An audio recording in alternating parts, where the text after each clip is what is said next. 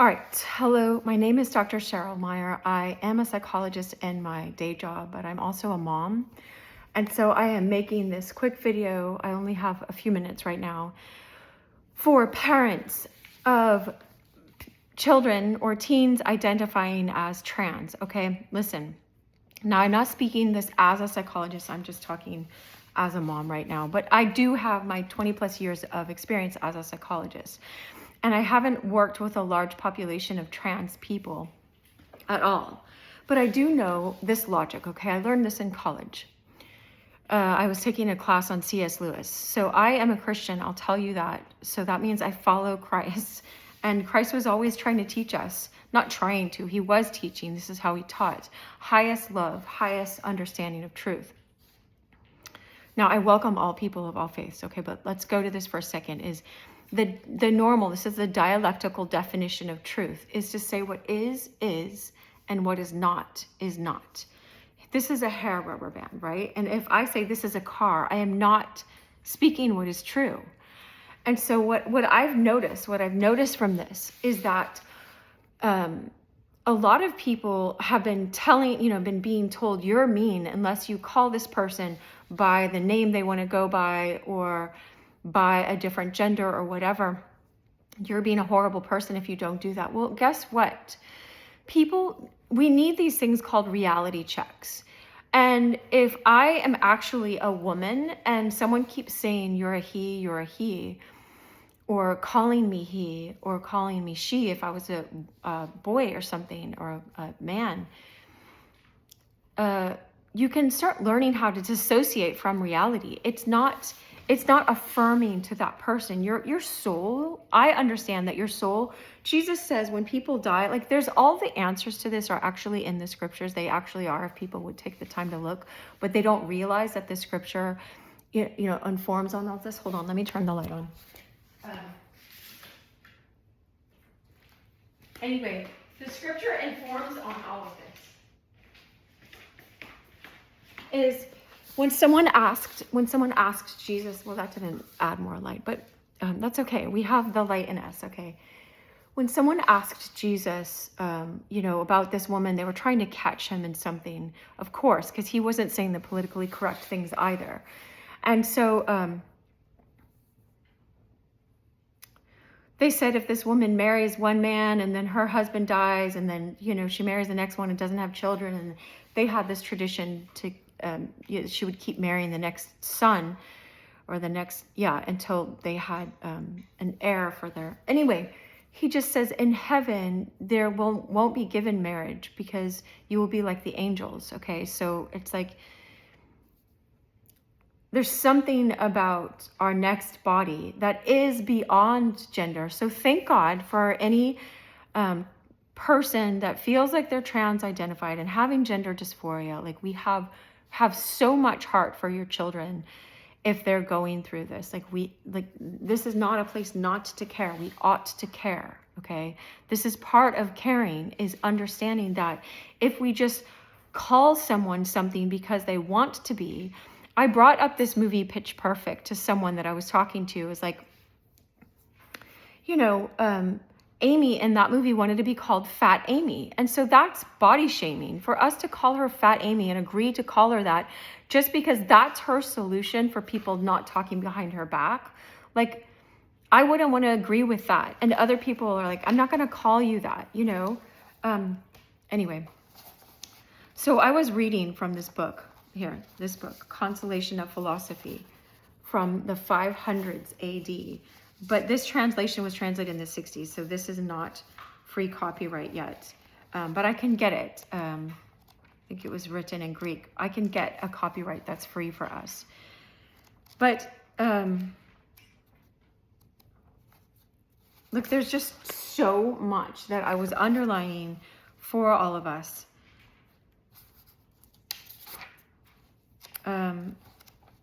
This book was written in the 500s, and it's making all of this so much more clear. Let me get to the part. I hope you're following the understanding that if we're calling something something it's not. If I'm calling this a pencil, this is going to confuse a child, okay? Part of, I have the different book over here that it's talking about being present in the now. It's a mindfulness book by someone that is not a Christian. But he has such an astute understanding of this. If you don't accept this present moment, you're resisting what is. If I was 40 years old right now and I kept saying, no, I'm 20, I'm 20, I'm 20, and I'm insisting everyone call me 20 and I identify as a 20-year-old, like that's not a reality. That's not a reality. And so if everyone went along with what I would like to be identified as, like, of course, who wouldn't want to be, right? And I'm not at all making light of this. If your child is in pain because of this, you want to have complete compassion for their pain and yet have a backbone like steel, right? We're flexible in how we deal with things, but not when it comes to defining something not as true. Now, I was reflecting this morning. I was walking for a whole hour, so I was reflecting on this for a whole hour this morning, is that, when Jesus died on the cross, right? If that's a reality and we're saying something that actually happened, he died on the cross and then he rose again, that's something real. Now, other people think we might be making that up because they don't understand, because maybe it takes faith to understand this, but that it is actually true. And so you can stay in reality with understanding that is true. Okay, so this guy was wrongfully imprisoned. Boethius was. This is called The Consolation of Philosophy. And I can do a brief quote from this book. Philosophy, I took Greek for 2 years. Philos is love of, Sophie is wisdom. So real philosophy is the love of wisdom. And we're meant to look for wisdom like we're looking for gold. Now, the wisdom of this world is foolishness unto God. So there is wisdom that's just foolishness. And so that's not real wisdom. But anyway, it would take me 3 hours to talk about all of this. So I only have a few minutes, literally. Okay, so, and I can make more videos of this later. I just promised that I would make this one video before I left, and I have to leave because I can't be late for an appointment.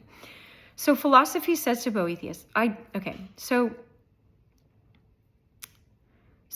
Boethius is asking wisdom, lady philosophy, do you have no room for the punishment of souls after death? Well, yeah, no, I do indeed, philosophy answered, and such punishments are severe.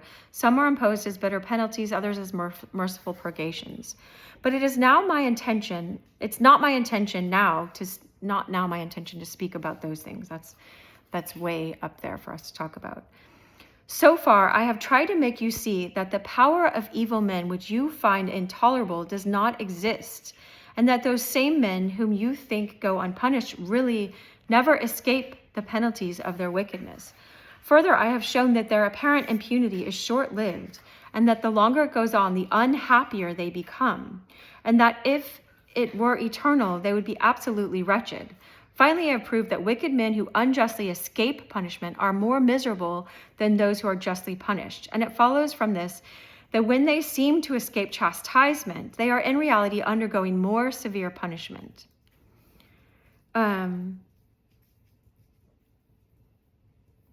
So what, it was, I think the page before or the page before, after that, he said, but why is it that they can ruin, it says, okay, this is the page I wanted to get to. Still, I wish that these cruel and wicked minds were not permitted to ruin good men. And she answers, they are not permitted to do that, as I shall show you at the proper time. If, however, the power which they thought to have was taken from them, their punishment would be greatly diminished. Anyway, like I said, I'd have to talk for 2 hours to explain this well. Let me get the dog. Here's a cameo. All right. So it's important to just know that there's a thing called the Cass report, and there's this document, a court document by a guy that was the head of psychiatry at Johns Hopkins. It's about 9 pages. I plan to read it right after this. Maybe I'll just put it on our on this page. I don't think it's copyright or anything. So that you can understand the research that goes behind this. This is not just some person on a rant. It confuses people when you're teaching them not to just accept reality. Like, as much as we might not like it, if I was obsessed with being young and I really did not like that I wasn't 20 right now, like, I could be really upset by that. And like, who are you to make fun of me for being upset? But it's important. I start healing by accepting the reality that is, not calling it something different.